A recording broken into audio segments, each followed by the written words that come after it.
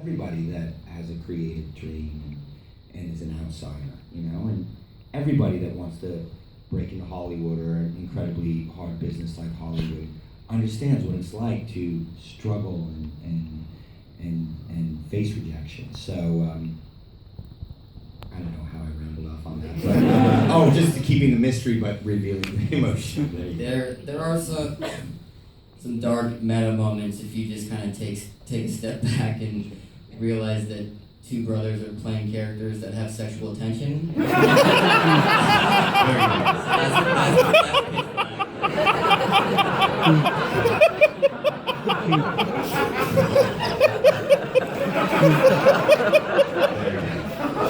not recovering yet. Any more questions? Right, I'm going to go for the back this time because it's harder. All right.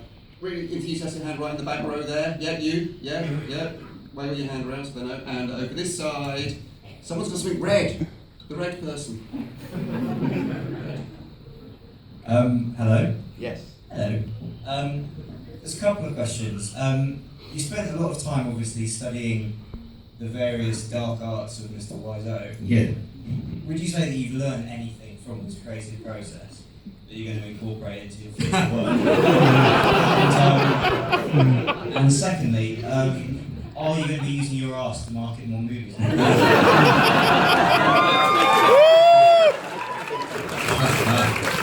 Okay. No.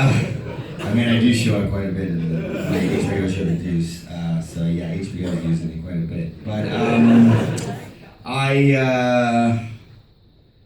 I don't. I mean, no, I don't.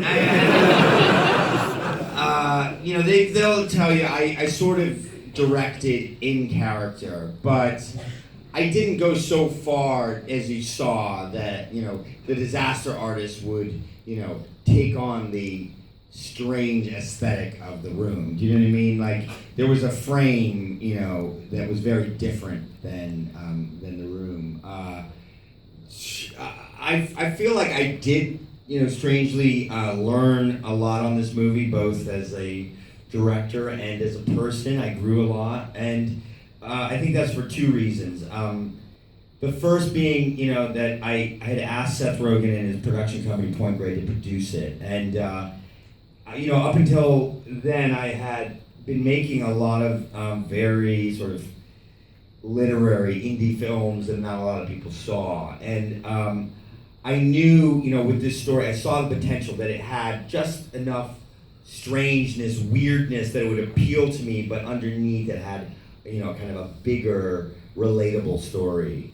And that Seth was a master. He was so good at working with studios and still, making very personal movies and the kinds of movies that he wanted to make. And they really kind of showed me how to do that. And the second reason I learned and grew on this movie is by playing Tommy, realized, wow, I kind of do relate to him in more ways than I like to admit, and I can be extremely willful, and especially when I have, a project that I want to do, and everybody's telling me, nah, maybe a Cormac McCarthy necrophiliac movie is not, the way to go, and did it anyway, and I'm happy with it, but yeah, surprise, not many people saw it, and so I did learn a lot, but it was sort of like by kind of what not to do, I think,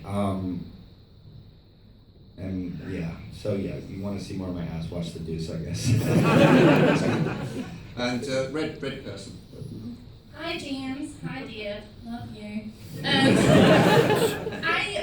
Well, firstly when I found out that you were doing the disaster artist, I was like, okay, James Franco is doing the disaster artist, of course he is, he's a wee bit weird, that's fair enough. It's answered my question, but I just want to know where the line between James Franco and Tommy Wiseau is. Come on. Like, I think you're a wee bit weird, like, I've seen the indie films, I know. You think they're like akin to the room?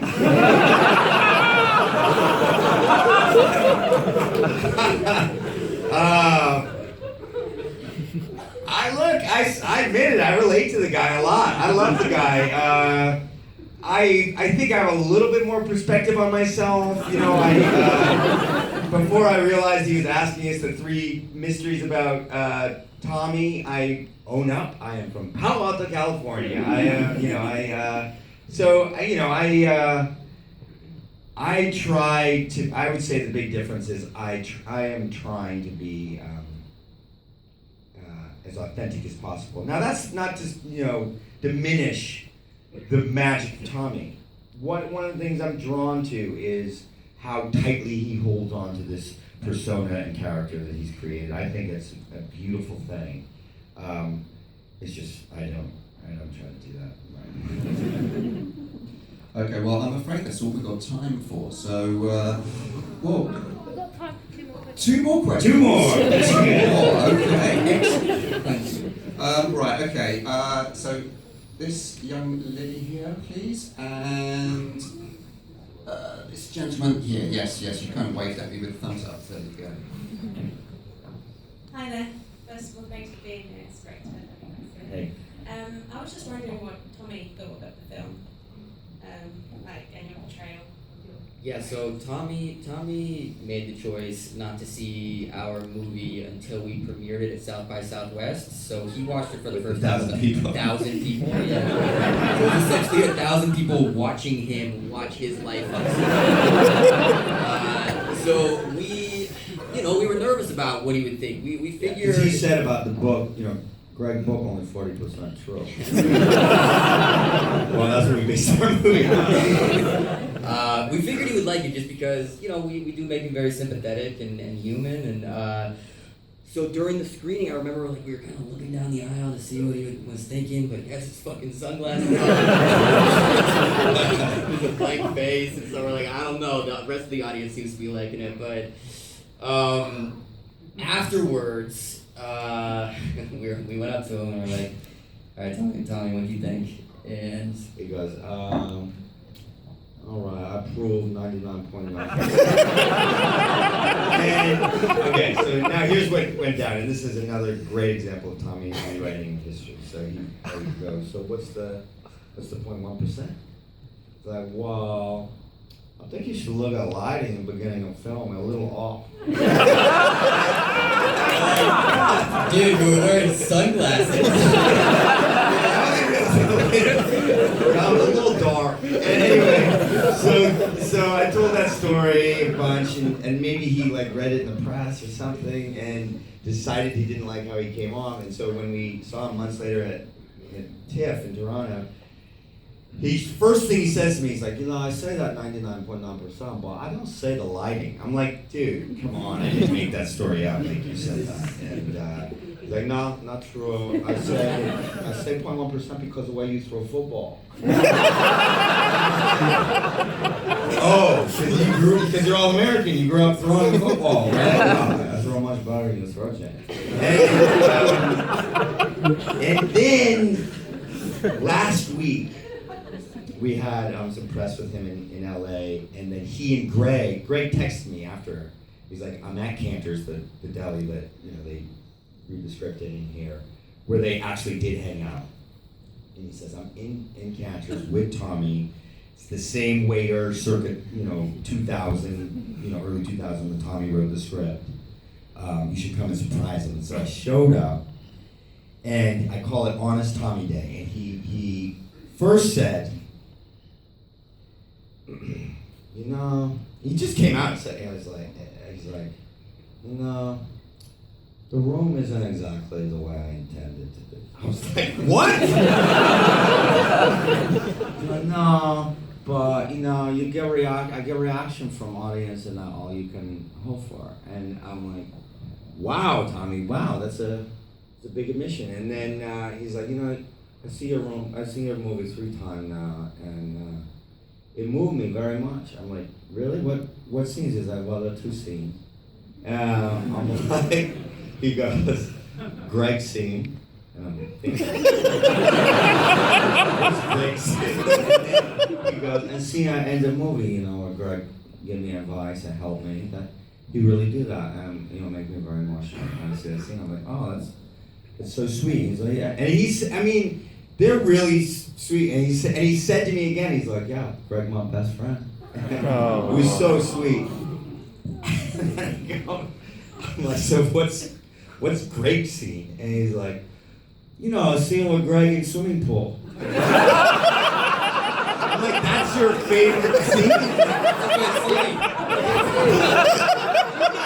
like, you're not in that scene. He's like, no, but it's my favorite scene. Made me very emotional.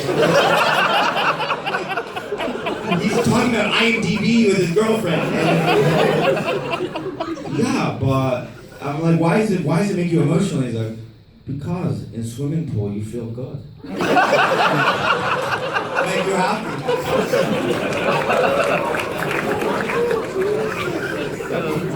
Okay. Last question. Yes, please. Hi there. Right.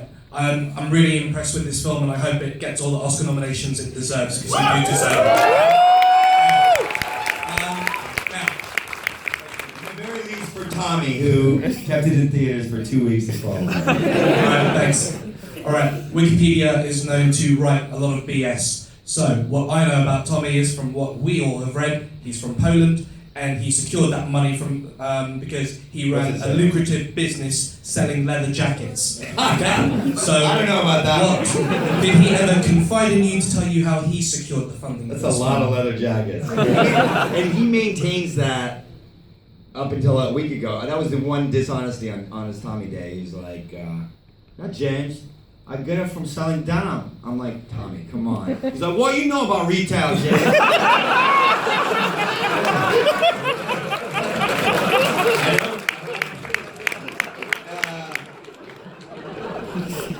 Look, like I said, yeah, I don't know how many people he's fooling by saying he's from New Orleans, Raging Cajun, all-American guy, but the beauty is that he maintains it. That's beauty for me. The Hollywood Foreign Press, who do the Golden Globes, they saw the movie and they liked it so much they requested a press conference with Tommy, which is kind of unprecedented. Like, they hardly even do, press conferences with directors, a lot of the time.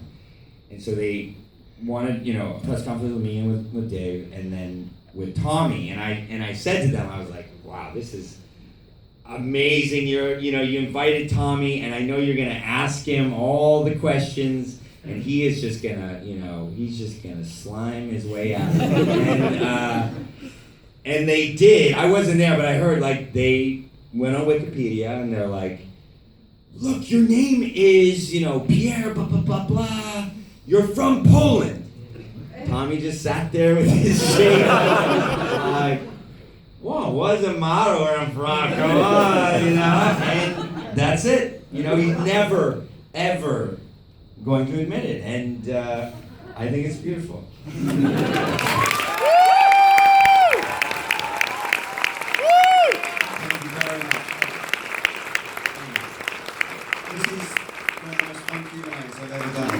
To you guys as well, by the way. Yeah. It's not good. So thank you, James and Dave, and thank you, everyone. Thank you.